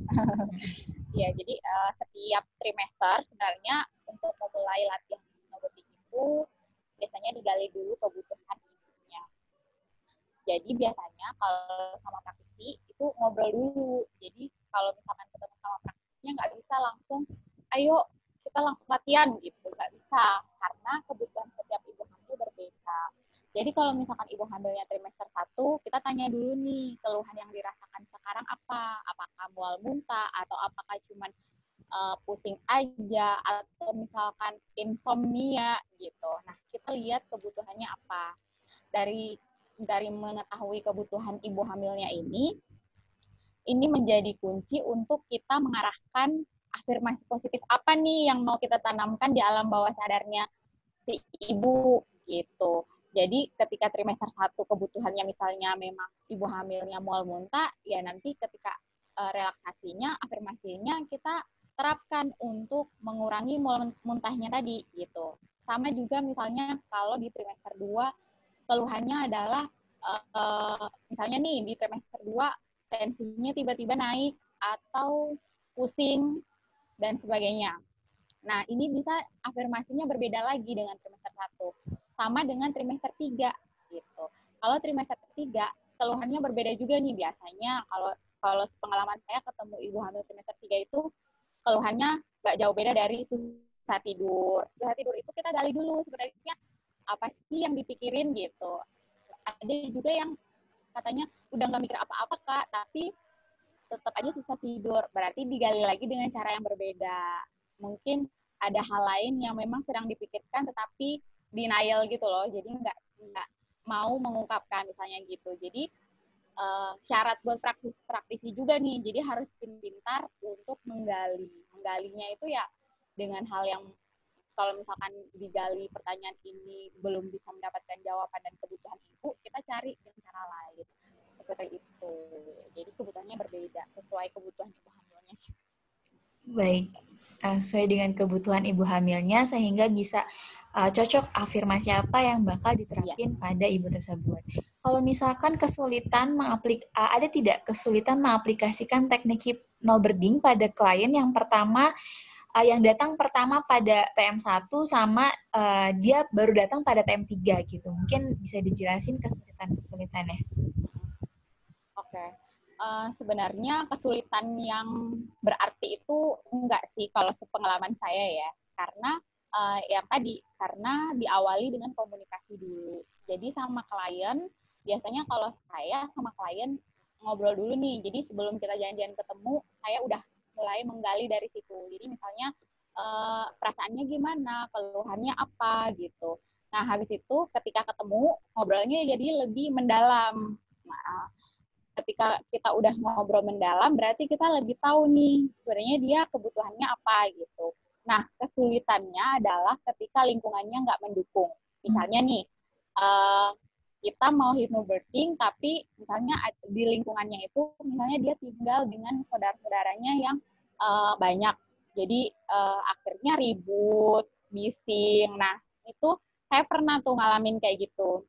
Jadi kan nanti ketika di kondisi relaksasi akan ada kayak kita ngetes gitu. Apakah ibu ini udah benar-benar masuk ke dalam kondisi relaksasi belum? Itu ada caranya buat ngetes gitu. Udah kalau misalkan ketika kita memberikan stimulus terus ibunya masih punya respon dengan misalnya matanya berkedip kayak gitu ada tanda-tandanya sendiri gitu kan. Jadi kayak misalnya ketika kita kasih stimulus misalnya tepuk tangan atau jentikan jari gitu ibunya masih bergerak, masih merespon, artinya mana caranya supaya praktisinya itu harus bisa kembali lagi untuk anchor tadi. Jadi nanamin untuk yang didengarkan hanya suara saya dan suara alunan musik ini kayak gitu-gitu. Jadi saya pernah ngalamin kayak gitu. Jadi kesulitannya adalah ketika lingkungannya nggak gitu sih.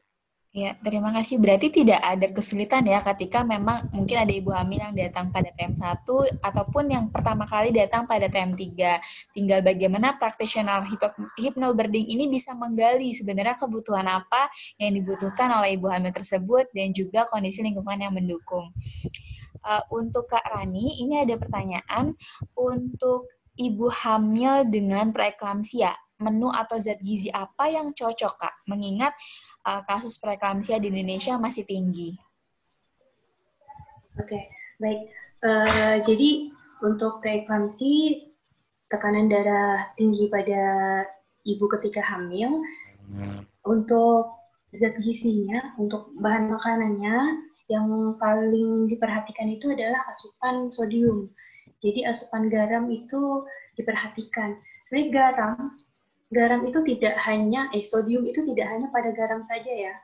Jadi sodium itu dia berada pada kecap, terus kemudian saus, terus kemudian banyak di makanan-makanan olahan. Jadi makanan yang diproses kayak gitu. misalkan roti, terus kemudian makanan-makanan kaleng, terus keripik. Jadi makanan-makanan berkemas kayak gitu yang banyak di supermarket itu sebagian besar, hampir semua dia mengandung sodium yang tinggi. Padahal kebutuhan sodium kita kan hanya 2.400 mg ya dalam satu hari. Jadi itu sangat kecil sekali gitu.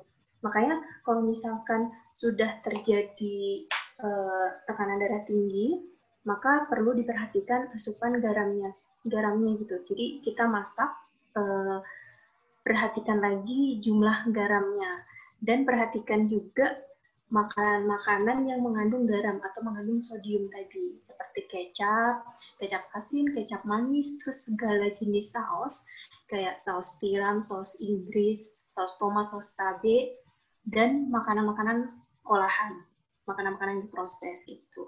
Kemudian untuk membuat variasi makanan kita tambah banyak lagi dan menambah rasa, juga kita sebenarnya bisa divariasikan dengan makanan-makanan yang mengandung tinggi kalium.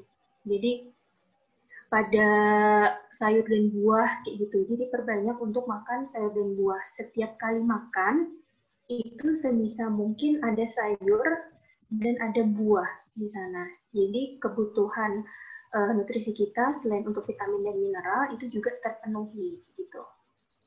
Baik, Kak. Mudah-mudahan menjawab ya, Mbak. Dari sodiumnya yang harus dikontrol dan diperhatiin kalau itu bukan hanya terdapat di garam, tetapi juga banyak di makanan olahan yang itu mungkin belum cukup diperhatikan seperti itu. Dan juga kaliumnya harus ditambah ya, Kak ya? Iya, benar. Di buah dan sayur kayak gitu. Kalau misalkan ibu teman-teman di supermarket kan kalau misalkan beli makanan-makanan olahan itu tolong diperhatikan aja kandungan natrium di sana, kan di nutrition fact di belakang kemasan kan dia sudah tercantum di situ jumlah natriumnya itu berapa gitu. Ya. Terima kasih Kak Rani. Tadi ini melanjutkan pertanyaan yang sebelumnya, ada beberapa zat gizi yang itu bekerja bertentangan sehingga tidak baik jika dikonsumsi secara bersamaan. Untuk rentang waktunya itu berapa jam atau berapa lama agar zat gizi lainnya itu bisa dikonsumsi yang bertentangan tadi? Bisa dipahami tidak Kak maksud dari pertanyaannya? Oh ya, jeda rentang waktu. Iya.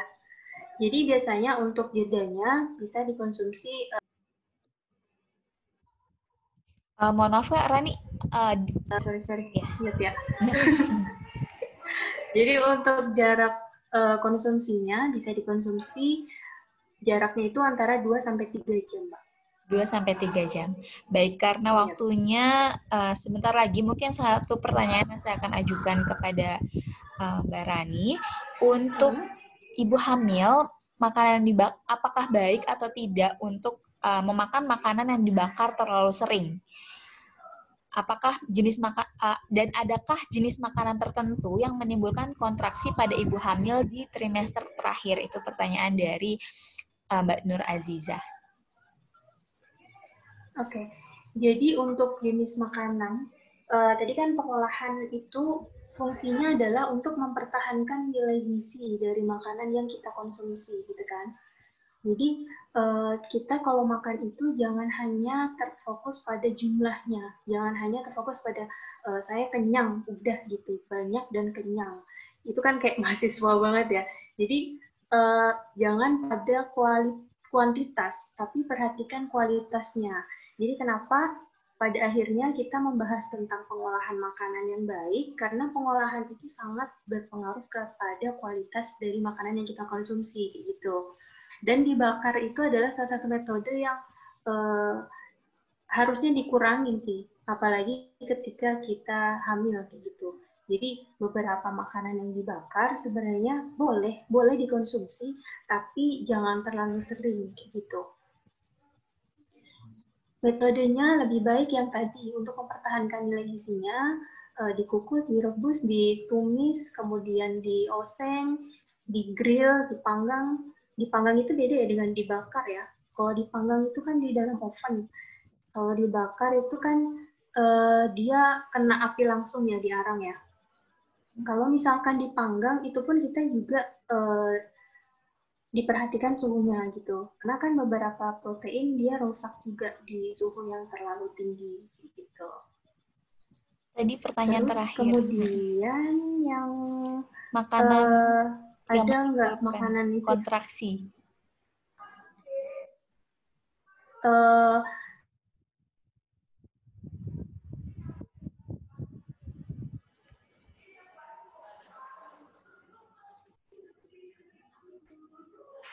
kontraksi ketika di trimester ketiga gitu Mbak. Atau mungkin nanti Mbak yang lebih tahu. Kalau sejauh ini saya belum tahu sih apakah ada jenis makanan khusus yang dia bisa menimbulkan kontraksi. Terus. Baik, tidak masalah Mbak. Nanti kita cari lebih lanjut. Yang pasti sih tidak boleh untuk mengkonsumsi rumput Fatimah ya, yang karena ada mitos ya, entah dari mana itu berasal. Jadi ketika mau lahiran ada yang bilang konsumsi rumput Fatimah, tapi sebenarnya itu hindari sangat karena dia hanya menimbulkan kontraksi tapi tidak memberikan rangsangan untuk pembukaan serviks atau mulut rahim itu sendiri gitu, malah itu berbahaya. Jadi jangan sampai ibaratnya termakan oleh mitos-mitos yang itu membahayakan kesehatan.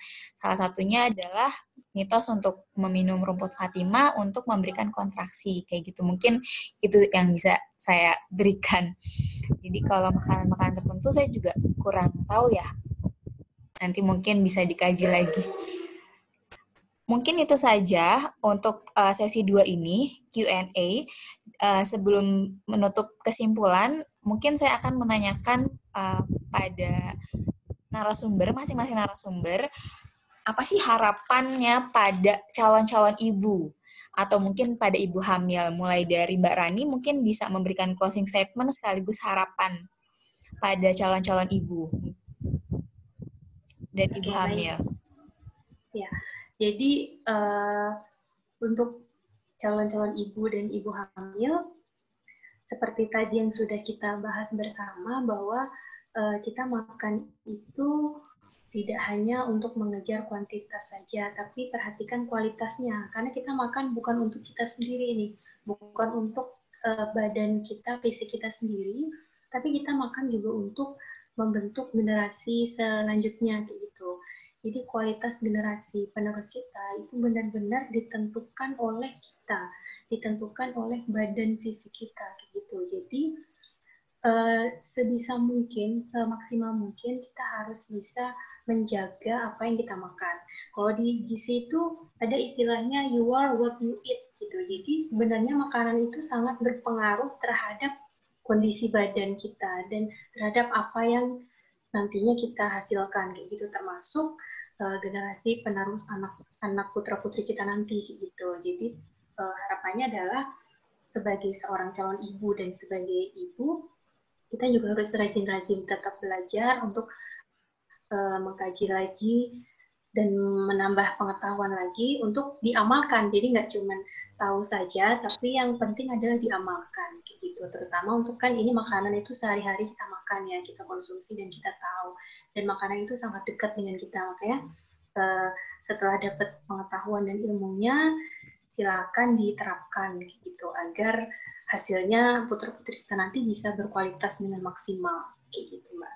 Iya, terima kasih sekali untuk Mbak Rani. Nasihatnya kena banget ya. Ya, cari ilmu dan juga ilmunya diterapkan. Itu penting sekali. Kunci dari segala-galanya. Kemudian untuk narasumber kita yang kedua ada Mbak Anil, mungkin bisa langsung menyampaikan harapannya atau pesan closing statement untuk calon ibu dan juga ibu-ibu hamil. Ya, jadi untuk calon ibu dan juga ibu-ibu hamil. Sorry Kak, suaranya rada sedikit kerasa-kerasa gitu, kurang jelas. Iya, maaf. Oh, ya, selalu okay. ya. Nah, Soalnya ini udah bagus. Jadi untuk para ibu dan juga ibu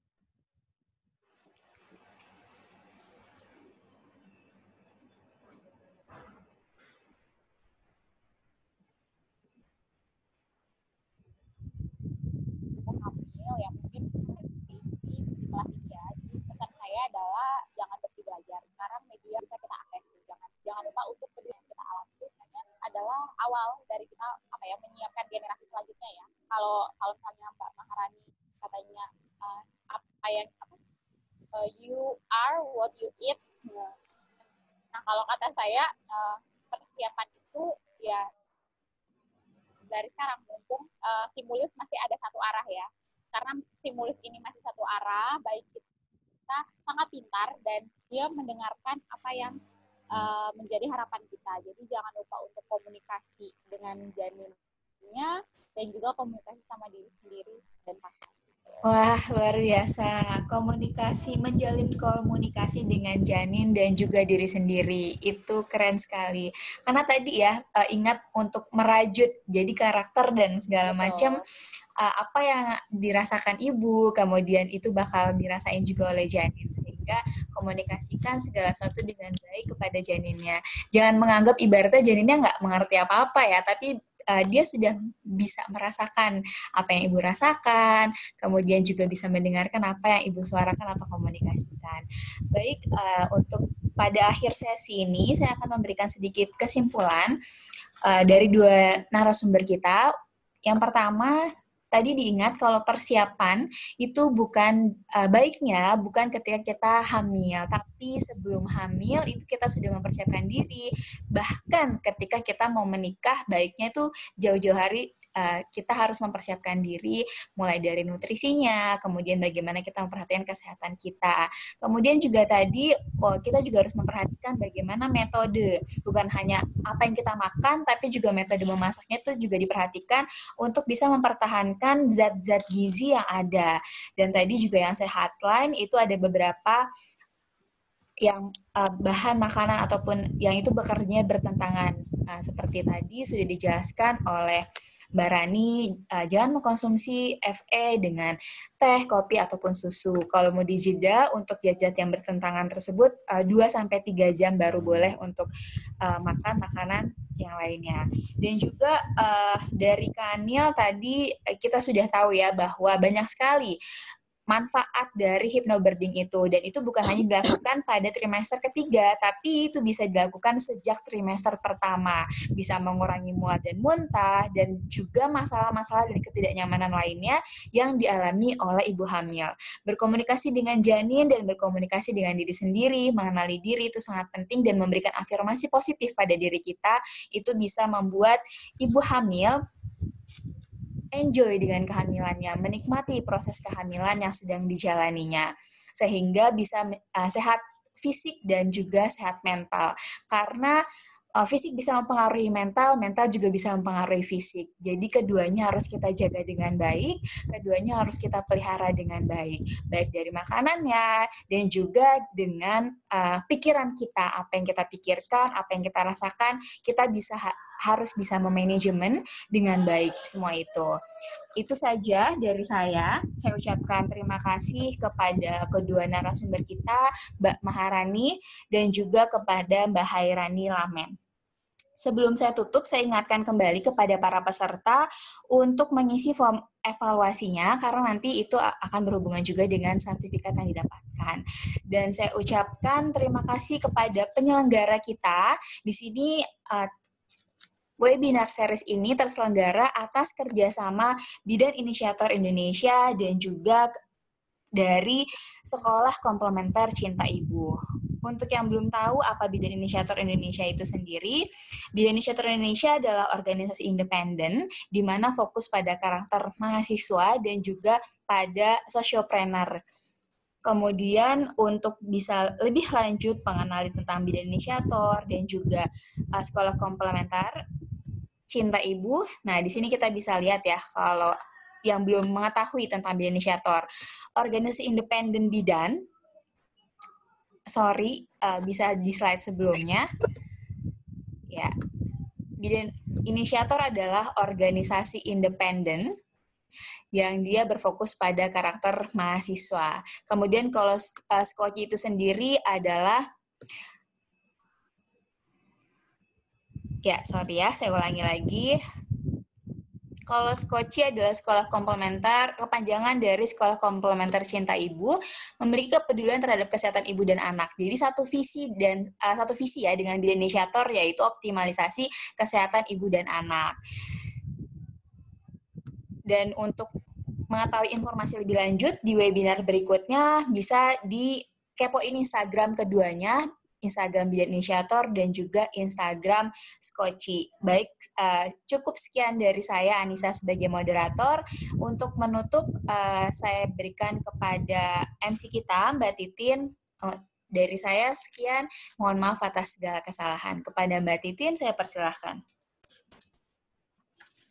Terima kasih kepada Mbak Anissa sebagai moderator yang telah memoderatori acara pada sore hari ini dan telah menyimpulkan pemaparan dari masing-masing narasumber. Terima kasih, semoga ilmu yang telah disampaikan bermanfaat bagi peserta dan kita semua tentunya. Dan tak lupa kepada seluruh peserta diharapkan untuk dapat mengisi link evaluasi agar mendapatkan e-sertifikat yang sudah tercantum di bit.ly/evaluasi BII Skoci. Dan tidak lupa juga untuk mengikuti sesi webinar selanjutnya yang insya Allah akan kami umumkan di Instagram di BII, di @BII dan @Skoci. Terima kasih atas waktu yang telah disempatkan kepada seluruh peserta dan mohon maaf apabila ada perkataan dan perbuatan yang kurang menyenangkan. Terima kasih. Wassalamualaikum warahmatullahi wabarakatuh. Waalaikumsalam warahmatullahi wabarakatuh.